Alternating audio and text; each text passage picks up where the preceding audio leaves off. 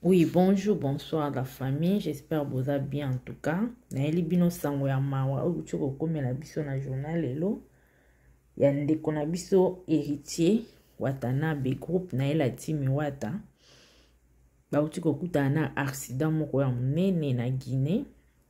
En tout cas epesi pasi pe mawa. Toza na ba image ya somo mais moyen to tshela bino yango nyonso eza te. To tshaka mwa isra mukie. Epesi pasi mingi.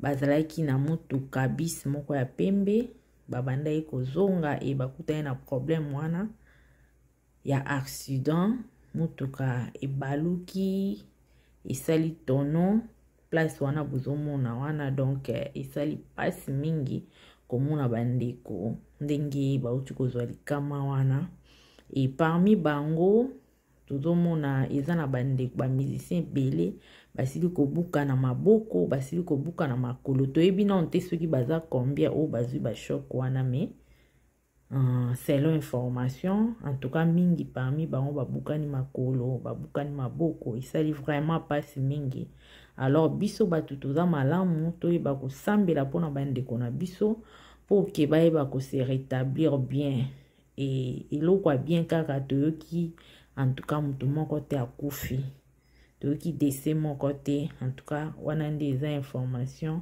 oyo tosili kozwa na journal lelo mais soki toza na bainformation mosusu tokoyela bino mais toyebi te soki est-ce que héritier Watanabe akobeta kaka na francophonie oyo euti kobanda journée ya francophonie oyo euti kobanda lelo ou pas wana en tout cas na nga na bino tokoyeba yango nsima mais soki tozwi bainformation mosusu ya sika tokoya pe liboso na bino mpona koinforme bino et merci beaucoup bisous bye.